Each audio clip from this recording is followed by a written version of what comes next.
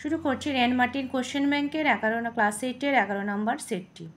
Subhash and Shishir hugged the inner wall of the long house corridor and tiptoed down the back stairs to the car.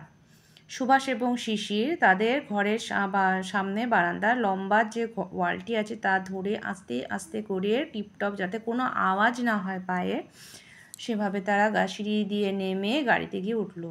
Subhash set in the back, Subhash গাড়িটির পেছনে সিটে বসলো। শিশির drop the car, শিশির গাড়িটা চালালো। He started the engine, সে ইঞ্জিনটা চালু করলো and drove out from 38/2 Elgin road as he had done. তিনি যখন 38/2 এলগিন রোড দিয়ে যাচ্ছিলেন সেই সময় অনেক আগে তার কি করতেন on so many past occasion, সেই সময় তিনি অনেকগুলো এর আগের পুরনো অনেক অনুষ্ঠান হলে এই রাস্তা দিয়ে উনি আসতেন।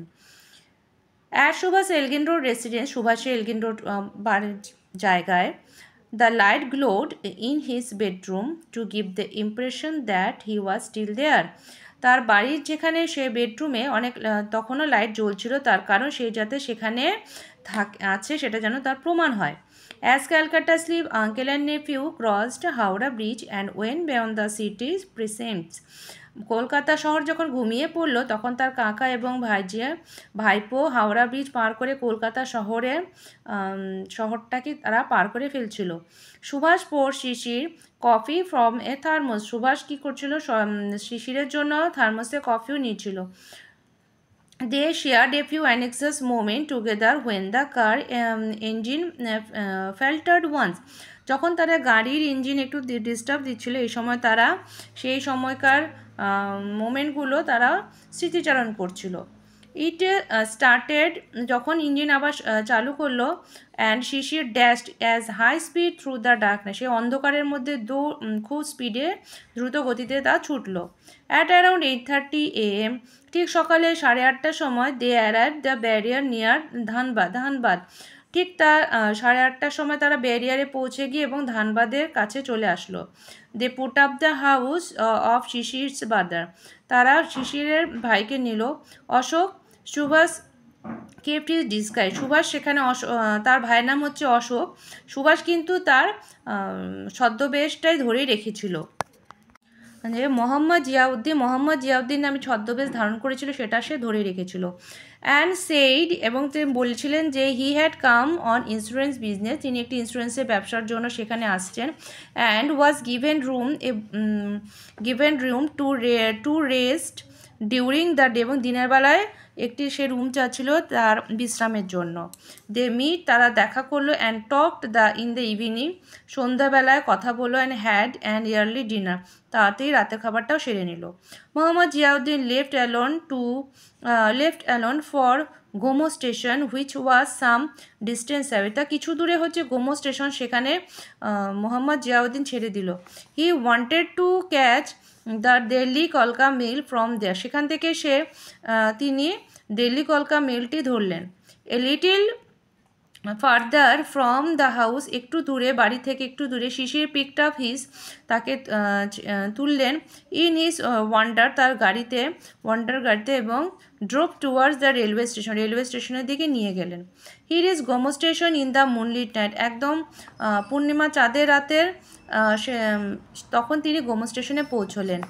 এ sleepy porter collected their house, একজন ঘুমন্ত অবস্থায় একজন কুলি এসে তাদের লাগেজগুলো ধরলো। I am off, you go back, আমি যাচ্ছি, আমি ঠিক আছে তুমি চলে যাও। Subhas said as parting words, খুব বিড়বিড় করে বললেন। Sisir watched him mount the railway overbridge, তিনি শিশির লক্ষ্য করলেন রেলওয়ের ওভারব্রিজটা এবং অ্যান্ড ওয়াক ক্রস ইট, এবং সেটা পার করলেন। It with his usual majestic gate, তো ম্যাজেস্টিক গেট মানে হচ্ছে খুব সাধারণভাবে যেটা চলাফেরা করা, যেটা কেউ ধরতে না পারে, ঠিক নর্মালভাবে তিনি ওভারব্রিজ পার করে হেঁটে হেঁটে যাচ্ছেন, একদম সাধারণভাবে যেন কিছু বুঝতেই পারছেন না কেউ। হে ডিসঅ্যাপিয়ার, তিনি কি হয়ে গেলেন, উধাও হয়ে গেলেন। ইনটু দ্য ডার্কনেস, অন্ধকারে, towards the platform on the opposite side, প্ল্যাটফর্মের ঠিক উল্টো পাশে তিনি একেবারে উধাও হয়ে গেলেন, তাকে খুঁজে পাওয়া যাচ্ছিল না।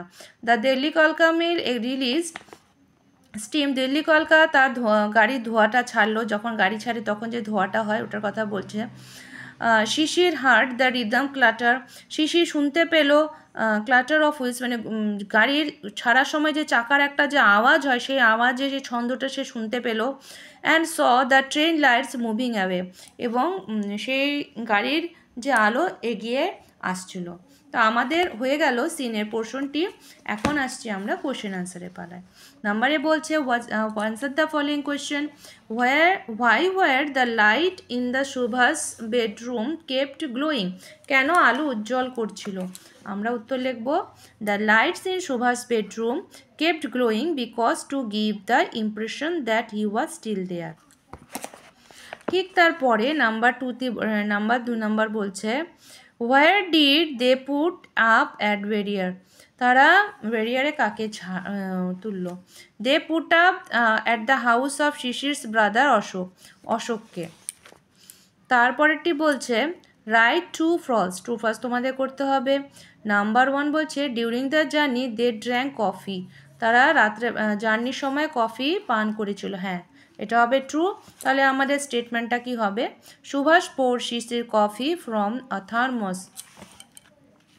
নাম্বার 2 বলছে, Ashok Sisir's brother knew who Mohammad Ziauddin actually was, ভাই অশোক যে কিনা শিশিরের ভাই, সে জানতো মোহাম্মদ জিয়াউদ্দিন আসলে কে, কিন্তু এটা না, মোহাম্মদ জিয়াউদ্দিনকে সেটা উনি উজ্জ্বল রেখেছেন, এটা ফলস হবে।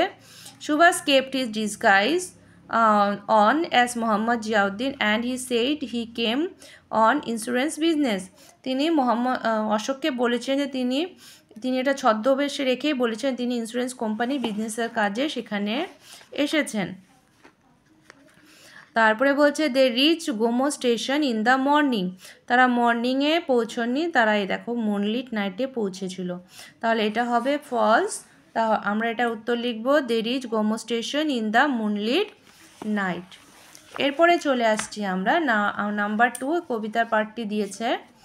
বলছে এখানে, from the earth loosen mould, ঝুরঝুরে পৃথিবীর মাটি যখন ঝুরঝুরে হয়ে যায়, the sapling draws the it substance and thrives, sapling মানে চারা গাছগুলো সেইগুলো শোষণ করে, রস শোষণ করে কি বেড়ে ওঠে। Through stricken to the hearts with winters cold, শীতের ঠান্ডায় ঝুঁকে যাওয়া গাছ শীতকালে, দ্য ড্রপিং ট্রি রিভাইভ, তারপরে ধীরে ধীরে সে গাছগুলো কি তারা বেঁচে ওঠে। দ্য সফটলি রেবল সং, মৃদুমন্দ হয়ে থেকে যে সুন্দর মিষ্টি যে গানের আওয়াজটি ধেয়ে আসে, comes from the present with, বনের মধ্য দিয়ে, অ্যান্ড কালার সুইং, এবং রং বেরঙের পাখনা, glance quick in the bright sun, উজ্জ্বল সূর্যের আলোকে তার ঝলক দেখিয়ে যায়, এবং that moves along the forest opening, এই ঘটনাগুলো ঘটে জঙ্গলের খোলা আকাশে। চলে আসছি এই নাম্বারে, আমাদের পড়াটা হয়ে গেল। তো নাম্বার এতে বলছে, choose the correct alternative to complete the following sentence, তোমাদেরকে বাক্যটি পূরণ কাজে কোনটা টিকমার্ক দেওয়া আছে সেটা সঠিক উত্তরটা বসাতে বলছে। The sapling draw substances from the blue sky, rain water, earth loosen mould, the dropping trees. তো এখানে হবে number C, the earth loosen mould, earth loosen mould, number C হবে। তারপরে নাম্বার 2 বলছে, দ্য বার্ডস, পাখিরা কী করছিল? Glance quick in the bright San, sit on the বাঞ্চেস of the tree, গাছের ডালে বসেছিল, পিক অ্যাট দ্য গ্রেইন, তারপরে বলছে ফ্রম দ্য গ্রাউন্ড, মাঠের থেকে তারা দানা শস্য উঠাচ্ছিল, সিং টু দ্য চিলড্রেন, বাচ্চাদের জন্য গান গাইছিল। তো এটা হবে A number, glance quick in the bright sun. Number 3 বলছে, the birds move along the green slope, pleasant wood, forest opening, blue sky.